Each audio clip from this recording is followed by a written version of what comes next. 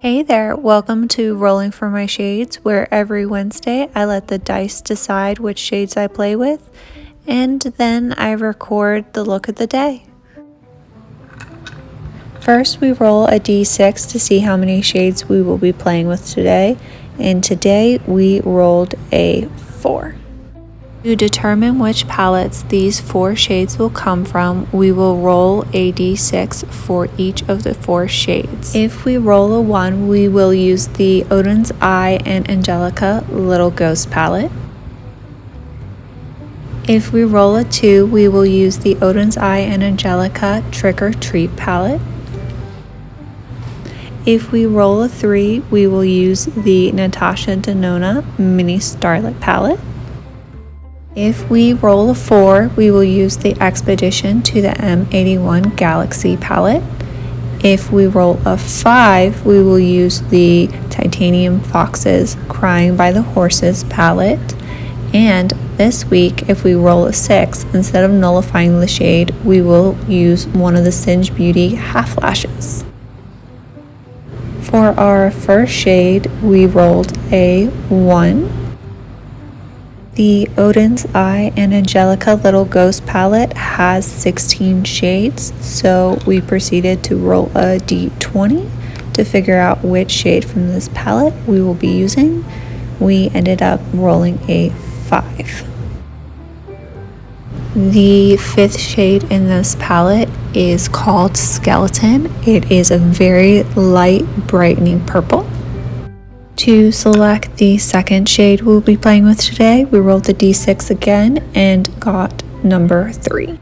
The third palette is the Natasha Denona Mini Starlet palette, which has 5 shades, so we went ahead and rolled the d6 and we got number 2.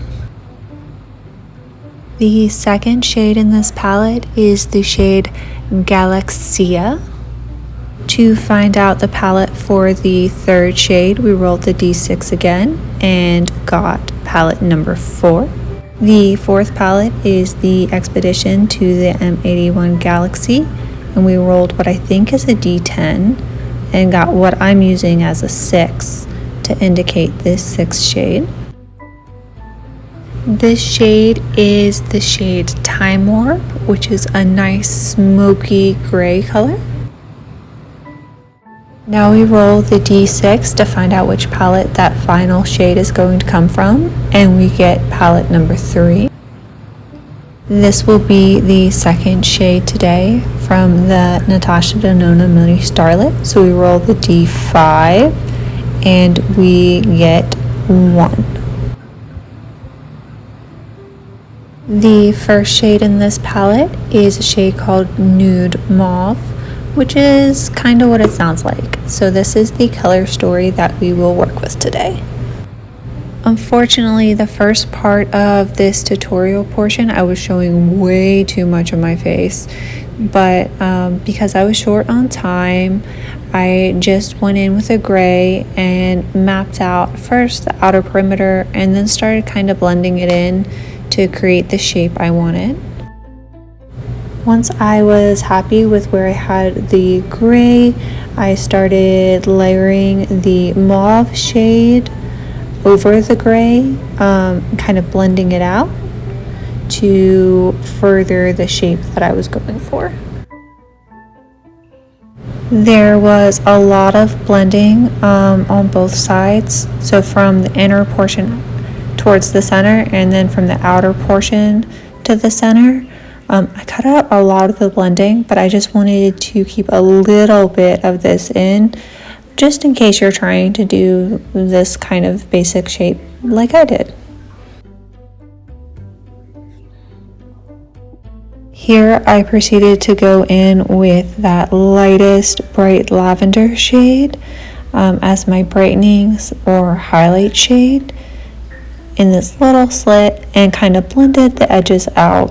This is the last matte shade that I'm using in this look, and I just kind of want everything to look nice and soft, but I don't want to get rid of the dimension in the look either.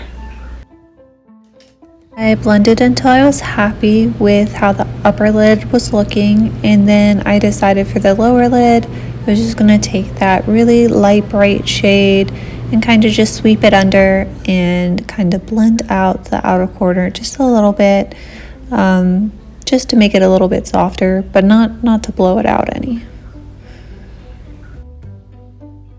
Once I was done with that, I did remember that last week I was not happy with how the Natasha Denona formula showed up on my lid. So I just packed as much as I could on a brush, and then I took a little bit of the setting spray. Any setting spray works. I only have the one, and I sprayed it to be wet, so that way it would show up nice and foiled on my lid, kind of how I wanted to for this look.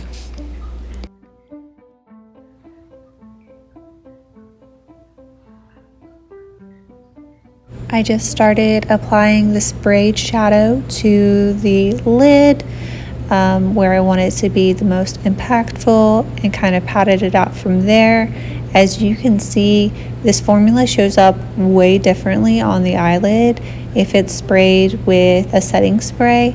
I've found that setting sprays that have glycerin in them work really good, at least for the shimmer formulas that I've worked with that have needed this to kind of get that extra oomph in the look.